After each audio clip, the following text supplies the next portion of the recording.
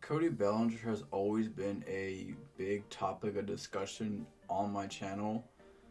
Always a pretty hot topic, typically speaking. Cody Bellinger is not only on my channel but in the baseball world. Cody Bellinger has certainly had an interesting career to this point, and I've made numerous Cody Bellinger videos talking about the good, talking about the bad. And Cody Bellinger just got signed over this weekend, so I'm going to talk about it. Gonna hit on a couple of points here, but I really want to just advocate for Cody Bellinger because I've been a Cody Bellinger supporter for quite a long time now. Always believed in the guy, like even when he was at his rock bottom point. What is going on? How can he get out of this?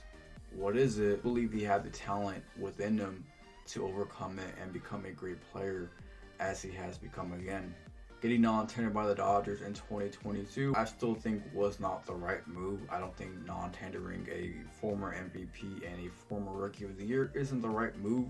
Not to mention he plays a stellar Gold Glove that never went away. I agree with that move by the Dodgers. And but with that being said, the Cubs take a chance on him. The Cubs get the one man's trash, another man's treasure. He really struck gold with Cody Bellinger in 2023. Pretty much returned to his MVP form. In fact, finished 10th in MVP voting, by the way. So he got some MVP votes. Again, it's like top 15 that is recorded. So he was number 10 in the National League. So Cody Bellinger had a really great season. Highlighting some of those numbers here are 95 runs, 153 hits, 26 of those were home runs, 97 ribbies, and a career high 307 average. And you know I love the average.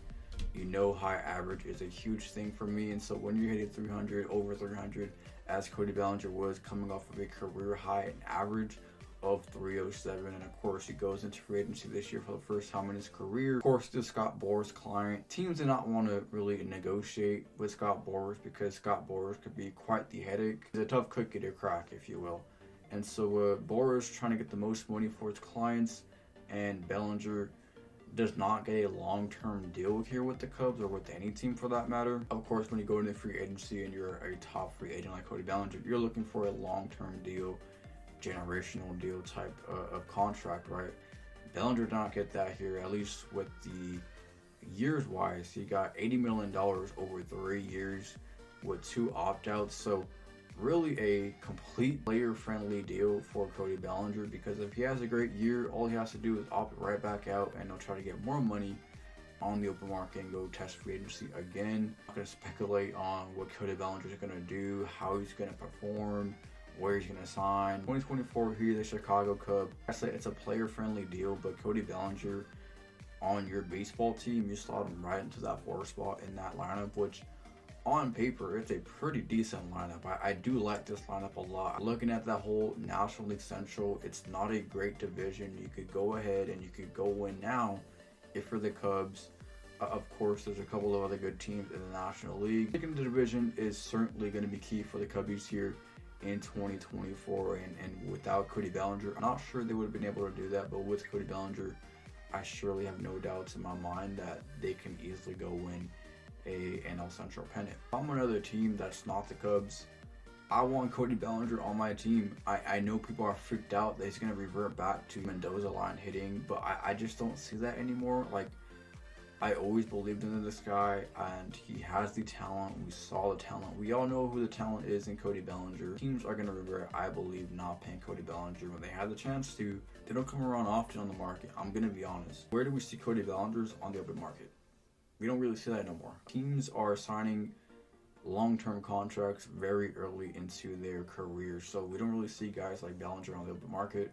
Still only 28 years of age, and so I think the Cubs made a great deal here, and we'll see what happens with Bellinger. But overall, I think teams are going to really regret not paying Cody Bellinger when they had a chance to. I think he's in for another easily top 10 MVP season at minimum. I think he's in for at least another top 10 MVP season. The manager, Craig Counsell, who I know admired him from like afar, right, with the Milwaukee Brewers and Bellinger on the Dodgers. Like, they had some great rivalries there in the playoffs. And Cody Bellinger has always been a Brewers killer. I'm going to be completely honest with you. He's always kind of slowly and quietly killed the Milwaukee Brewers. And I know Craig Counsell is a great manager and a great baseball mind. And I know he's been watching Bellinger from afar, like, wow, if only he was on my team. Now Craig Counsell is the manager of Chicago Cubs. Bellinger is once again back with the Cubbies, so I'm looking forward to seeing how that relationship plays out with Bellinger and Counsell. I think that's going to be really good for the both of them and really good for the Cubs organization overall. Plays an elite center field, plays at an elite first base. Cody Bellinger is the all-around player that every team should be dreaming of.